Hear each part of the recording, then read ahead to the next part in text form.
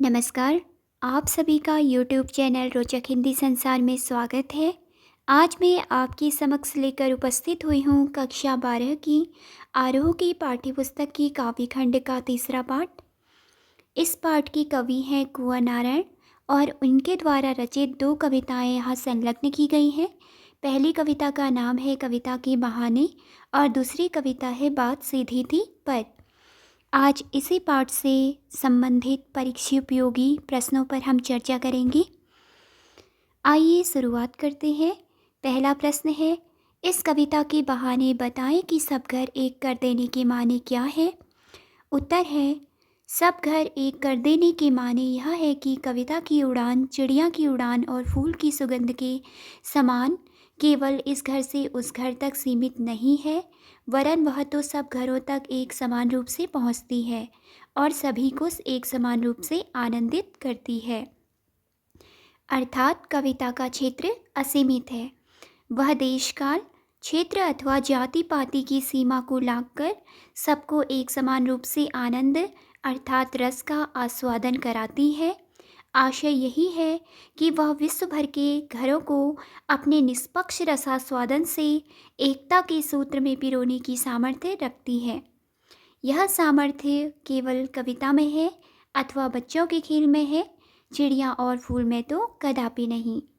इस कविता में कवि ने सर्वप्रथम कविता की तुलना चिड़िया की उड़ान और फूल की सुगंध से की है और उसके पश्चात यह कहा है कि कविता की उड़ान चिड़िया की उड़ान की भांति सीमित नहीं है और कविता रूपी फूल की सुगंध के समान एक सीमित क्षेत्र तक नहीं फैलती, जबकि उसकी जो सुगंध है वह असीमित है। यहाँ पे कवि कविता की तुलना बच्चों के खेल से करते हैं। कवि कहते हैं कि कविता बच्चों के खेल के समान है। जिस प्रकार बच्चे खेल में बिना जाति पाति भेदभाव के सारे घरों के बच्चों को सम्मिलित कर लेते हैं, उसी प्रकार कविता अपने रस से सभी का आस्वादन समान रूप से करती है। अगला प्रश्न है, उड़ने और खिलने का कविता से क्या संबंध है। उत्तर है, कवि ने चिड़िया के उड़ने और फूल के खिलने से कविता की कल्पना की उड़ान और कविता के पूर्ण विकास के परिणाम स्वरूप फैलने वाली रस रूपी सुगंध से तुलना की है और यह स्पष्ट किया है कि कविता की उड़ान चिड़िया की उड़ान की भांति एक घर से दूसरे घर तक सीमित न होकर असीमित है। इसी प्रकार कविता की रस रूपी सुगंध फूल के खिलने पर फैली सुगंध के समान एक सीमित क्षेत्र तक ही फैलकर लोगों के मन को प्रफुल्लित यानी कि आनंदित नहीं करती है, वरन विश्व के कोने कोने में फैलकर वह प्रत्येक प्राणी को अपनी रसास्वादन से आनंदित करती है।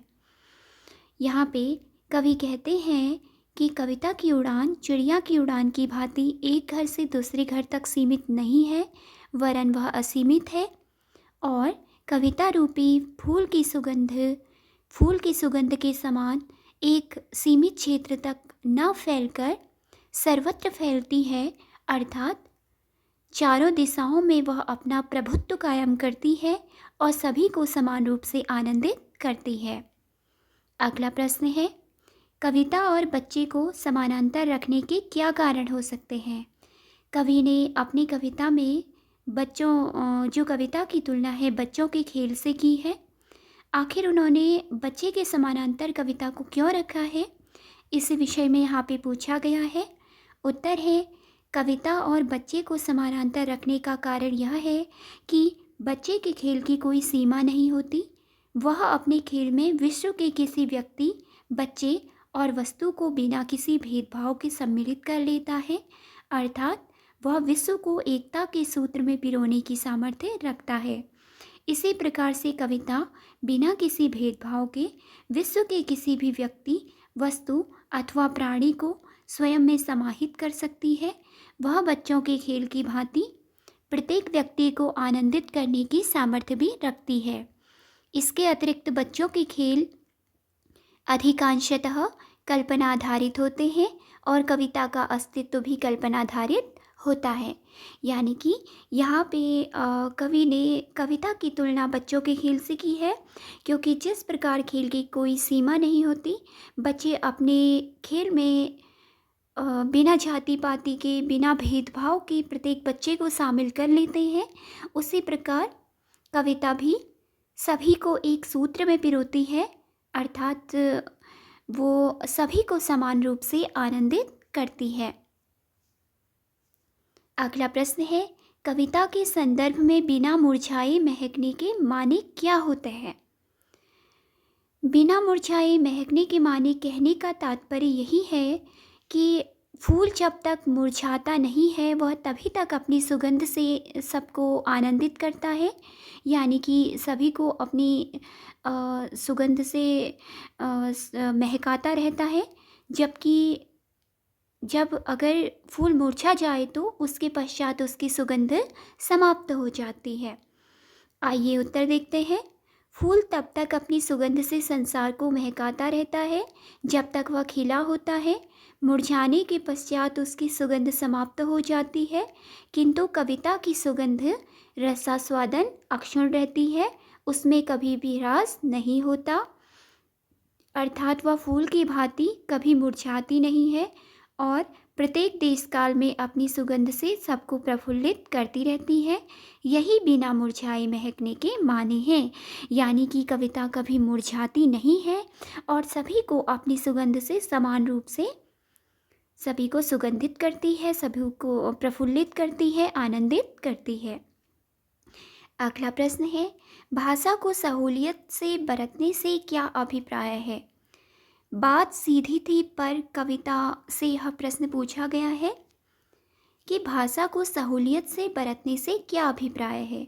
इसका उत्तर है, भाषा को सहूलियत से बरतने से अभिप्राय यह है कि भावाभिव्यक्ति को भावों के साथ आई स्वाभाविक तथा सीधी सरल भाषा में ही व्यक्त करना चाहिए।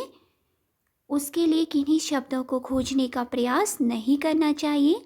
ऐसा करने पर भावों की सफल अभिव्यक्ति नहीं हो पाती। यहाँ पे कवि के कहने का तात्पर्य यही है कि आपके मन में जो भाव हैं, उन्हीं भावों के साथ अपनी भाषा को कहना चाहिए, अर्थात सीधी और स्वाभाविक भाषा में ही अपने विचारों को अभिव्यक्त करना चाहिए। उसके लिए अलग से शब्दों को खोजने का प्रयास नहीं करना चाहिए। इसी कविता से अगला प्रश्न है, बात और भाषा परस्पर जुड़े होते हैं, किंतु कभी कभी भाषा के चक्कर में सीधी बात भी टेढ़ी हो जाती है, कैसे? इसका उत्तर है, बात और भाषा परस्पर जुड़े अवश्य हैं, किंतु दोनों अलग अलग चीज़ें होती हैं और एक दूसरे को प्रभावित करती हैं। बात का अभिप्राय मन के भाव से है, जिनको भाषा के द्वारा व्यक्त किया जाता है, यानी कि बात जो है वो हमारे मन के भाव हैं, हमारे मन के विचार हैं, उनको हम जिसके द्वारा प्रकट करते हैं, जिसके द्वारा हम विचाराभिव्यक्ति करते हैं, वह होती है भाषा। जब मन के भावों को स्वाभाविक सीधी सरल भाषा में व्यक्त किया जाता है, तब हम उसे सीधी बात की संज्ञा से अभिहित करते हैं, मगर जब उसी बात को घुमा फिरा कर विशेष शब्दों में कहा जाता है तो वह बात टेढ़ी सी, यानी कि क्लिष्ट अर्थात कठिन हो जाती है, अर्थात वह साधारण बुद्धि वालों की समझ में नहीं आती। फिर जो बात किसी की समझ में न आए, भला उस बात का फ़ायदा क्या है? यानी बात को टेढ़ी न करके सीधे सरल रूप में कहा जाना चाहिए। सीधी बात भाषा के चक्कर में टेढ़ी कैसे हो जाती है, इसे एक उदाहरण के द्वारा समझा जा सकता है। देखिए, यहाँ पे एक उदाहरण प्रस्तुत किया गया है। बाहर से आए किसी व्यक्ति को हम बैठने के लिए सीधे सरल शब्दों में कहते हैं, आइए बैठिए। यह सीधी सी बात का उदाहरण है। यदि हम इसी बात को इस रूप में कहें, आइए जनाब अपनी तशरीफ़ का टोकरा रखिए, तो यह बात टेढ़ी हो जाती है। यानी इस कविता में कवि के कहने का तात्पर्य यही है कि हमें अपनी बात को सीधी सरल और स्वाभाविक भाषा में ही अभिव्यक्त करना चाहिए। उसे क्लिष्ट भाषा में प्रयुक्त नहीं करना चाहिए, उसके लिए क्लिष्ट भाषा का प्रयोग नहीं करना चाहिए। इस पाठ से संबंधित महत्वपूर्ण प्रश्न यहीं पे समाप्त होते हैं। धन्यवाद।